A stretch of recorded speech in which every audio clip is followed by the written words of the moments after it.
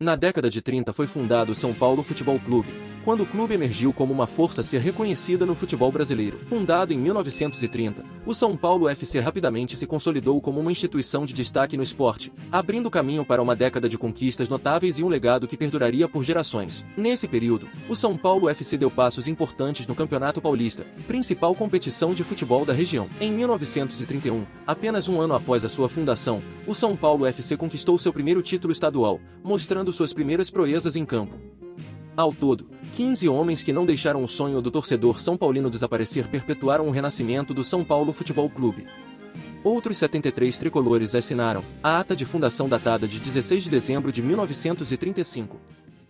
Na década de 1940, o São Paulo Futebol Clube continuou a dar passos significativos em sua história, consolidando-se como um dos clubes de futebol de maior destaque no Brasil. A década de 1940 foi a mais rentável em termos de títulos para o tricolor até então, foram 5, com direito a 2 bicampeonatos, Paulista de 45 e 46 e Paulista de 48 e 49, após o dia 27 de abril de 1940. Com a inauguração do estádio do Pacaembu, o futebol paulista nunca mais foi o mesmo. Pacaembu onde foi que ganhou o apelido mais querido pelo São Paulo. Leônidas entrou em campo 212 vezes, com 137 vitórias, 36 empates e 38 derrotas, com 144 gols marcados. O ex-jogador é o oitavo maior artilheiro da história do tricolor, com a hegemonia do São Paulo, atrelada à recente acusação sobre a tomada do Palestra Itália e a disputa pelos títulos entre os clubes. O clássico ganhou em importância e foi apelidado, novamente, como Choque Rei. Também foi a partir dessa década que o clube passou a formar, junto a Corinthians e Palmeiras, o chamado Trio de Ferro. A década de 50 começou com bastante expectativa sobre o time que havia conquistado o decênio anterior. Além disso, em 4 de janeiro de 50 Leônidas marcou seu último gol pelo clube e após mais 3 partidas se aposentou, em 21 de janeiro. No fim da década anterior começara a ganhar força o movimento para a construção de um estádio à altura das conquistas do clube. O então presidente Cícero Pompeu de Toledo encabeçou o grupo que era a favor do estádio, com a justificativa de que o clube não poderia apenas ganhar títulos, precisava também crescer patrimonialmente. Algumas pessoas diziam que seria uma loucura que poderia prejudicar muito as finanças do clube, pois o projeto não visava apenas a construção de um grande estádio, mas sim do maior estádio particular do mundo. A obra teve seu início em 53, com o estanqueamento do terreno, a construção de galerias e o escoamento do campo. Faltava agora o nome para o estádio. Em 58 Cícero faleceu e conselheiros reuniram assinaturas para que o nome fosse o do idealizador e maior motivador da obra. De 52 até 59 o clube destinou todo o dinheiro para o estádio, mas mesmo assim conseguiu ter equipes competitivas com craques, chegando a ganhar os paulistas de 53 e 57. A década de 60 foi marcada pelo Santos de Pelé. Não bastasse isso, o São Paulo ainda estava com seu estádio inacabado. O clube não possuía mais dinheiro para a construção, e uma solução foi inaugurar o estádio antes de terminar, para que pudesse arrecadar com o público. Assim, ao dia 2 de outubro de 60, sob os olhares de 64.748 pessoas, o estádio Cícero Pompeu de Toledo foi inaugurado em um jogo contra o Sporting de Portugal. Por conta da construção do estádio, o clube teve seu maior jejum de títulos, entre os períodos de 57 e 70, constituindo 13 anos sem títulos expressivos. Porém, apenas conquistou torneios amistosos vencendo Sport, Benfica, Fiorentina e Real Madrid. Se para o futebol o período não foi profícuo em títulos, para o pugilismo foi o que mais obteve destaque. Compreendida entre as décadas de 50 e 60, a era de ouro do pugilismo teve como pilar a Academia de Boxe das famílias Urbano de Joffre. Éder Joffre foi um pugilista brasileiro, e foi justamente na década de 60 que Éder Joffre conquistou seu primeiro título mundial pelo São Paulo, conhecido pela alcunha Galo de Ouro, e foi tricampeão mundial de boxe. Éder lutava sob as cores do São Paulo Futebol Clube. O maior estádio particular do mundo à época estava pronto e, com isso, o clube pôde enfim voltar novamente suas atenções para o scratch tricolor.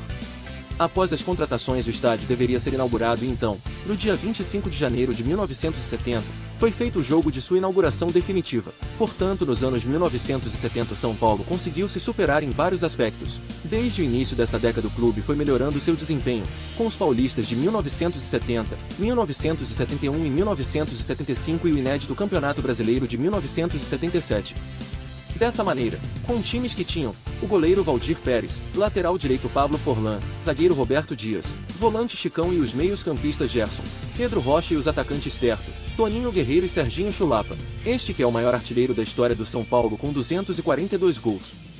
Montando assim grandes equipes, No início dos anos 80, uma verdadeira revolução ocorreu no tricolor. A modernidade saltava aos olhos e principalmente ao peito de cada camisa. O time começou a década de 80 muito bem, com um bicampeonato paulista em 80 e 81 e um vice-campeonato brasileiro também em 81, conquistando dessa maneira os apelidos de Máquina Tricolor e Tricolaço. Vale salientar que houve também a contratação do Rei de Roma, Falcão, que chegou como a grande contratação do ano de 85. Com esse time, o clube conquistou o bicampeonato brasileiro em 86 e os paulistas de 85 e 87. No brasileiro de 86, o São Paulo entrou como favorito ao título, diferente do que havia acontecido em 77. Porém, isso não significa que o time teve vida fácil. O ano de 89 parecia que seguiria na mesma toada, mas, com uma mudança no comando do time, a motivação às peças que já estavam jogando, entre elas Raí, e a contratação de Ricardo Rocha, o time conquistou o Paulista de 89. E a década de 80 com muitas conquistas só foi possível com times que tinham Gilmar, Nelsinho, Oscar, Dário Pereira, Silas, Falcão, Careca e Miller. A década de 1990 marcou o maior capítulo da história do São Paulo Futebol Clube, pois o clube continuou seu legado de sucesso e domínio. Com uma mistura de jogadores talentosos, treinador visionário e determinação inabalável, o São Paulo FC consolidou seu status como um dos clubes de futebol mais formidáveis do Brasil. Teve os 3 campeonatos paulistas de 91, 92 e 98. Conquistou também o 3º campeonato brasileiro, ganho em 91 com grande atuação de Raí. Mas o clube mudou de status, conquistando nada mais nada menos que a Libertadores de 92 sobre o New Old Boys da Argentina e 93 do Universidade Católica do Chile. Para coroar aqueles grandes times veio também o bicampeonato mundial, em 92 vencendo o Barcelona de 2-1 e 93 vencendo o Milan por 3-2. E por consequência o São Paulo ainda conquistou um Supercopa da Libertadores de 93 sobre o Flamengo, bicampeonato da Sul-Americana vencendo Cruzeiro e Botafogo, e a Comembol de 94 sobre o Peñarol do Uruguai. E todas estas conquistas devemos ao mestre Tele Santana, por tudo que fez pelo clube, e ao técnico mais vencedor da história são paulina, eterno ídolo da torcida, que até hoje canta seu nome nos jogos do time. A década de 2000 do São Paulo FC começa com um título paulista em cima do Santos. Porém, em 2001 o São Paulo, com Luiz Fabiano, Júlio Batista e Kaká, conseguiu chegar à final do Rio-São Paulo e ganhar do Botafogo. Kaká viraria, nessa última partida, o ídolo de hoje. Já em 2005, com uma base construída com Rogério Ceni, Mineiro, Josué, Fabão, Lugano e Danilo, o São Paulo iniciou mais alguns anos de glória no futebol, formando uma equipe muito difícil de ser batida. Comandado por Rogério Ceni, goleiro artilheiro e maior ídolo tricolor, o São Paulo conquistou o Campeonato Paulista de 2005 e logo após sua terceira Libertadores com uma goleada de 4-0 sobre o Atlético Paranaense no Morumbi. E mais uma vez o time partiria para a conquista do mundo, dessa vez em um campeonato já organizado inteiramente pela FIFA. O São Paulo era novamente o azarão, e mesmo o time de Liverpool ser mais talentoso não conseguiu passar pela garra são paulina e se consagra tricampeão mundial. No decorrer da década o São Paulo se consolidou ainda mais vencendo 3 campeonatos brasileiros consecutivos, 2006, 2007 e 2008, o que nunca houve, com Muricy Ramalho e Rogério Ceni no comando. A construção do Morumbi levou de 52 a 70 com laudo Natel, e foi só no final de 56 que o São Paulo deixou de ser o tricolor do Canindé e passou a ser o tricolor do Morumbi. Assim, foi aberta a concorrência para os projetos de construção do estádio. O projeto russo era o mais chamativo, um complexo e futurista, mas quem venceu foi a Vila Nova Artigas, e em 10 de março de 53 o São Paulo FC apresentava ao público a maquete de seu estádio. As obras que ergueram o estádio foram iniciadas em julho de 53. Com fundo em caixa, o São Paulo garantiu os primeiros estágios de seu grande projeto. Em dezembro de 53, a terraplanagem foi finalizada. Em 24 de janeiro de 56,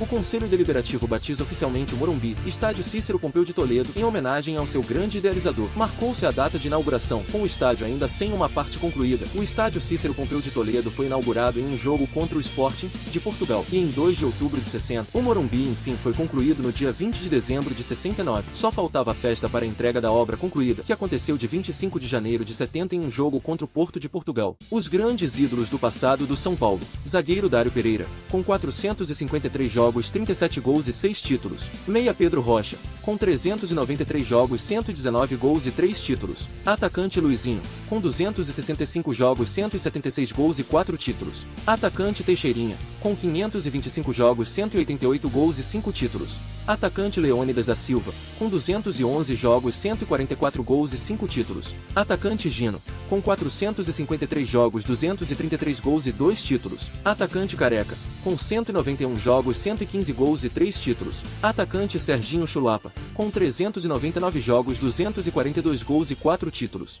Os grandes ídolos recentes do São Paulo: goleiro Zete, com 432 jogos e 11 títulos. Lateral Cafu, com 272 jogos, 38 gols e 10 títulos. Lateral Cicinho, com 151 jogos, 21 gols e 3 títulos. Zagueiro Lugano, com 213 jogos, 13 gols e 4 títulos. Volante Toninho Cerezo, com 72 jogos, 7 gols e 6 títulos. Volante Mineiro, com 126 jogos, 14 gols e 4 títulos. Volante Hernanes, com 242 jogos, 47 gols e 2 títulos. Atacante França, com 327 jogos, 182 gols e 3 títulos. Técnico Muricy Ramalho, campeão 3 brasileiros seguidos e Copa Comebol de 96. Atacante Miller, com 386 jogos, 160 gols e 11 títulos. Técnico Tele Santana, em 73 depois de 90 a 96 e 10 títulos. Meia Raí, com 395 jogos, 128 gols e 9 títulos. Goleiro Rogério Ceni, maior ídolo do São Paulo, com 1.237 jogos, 131 gols e 18 títulos.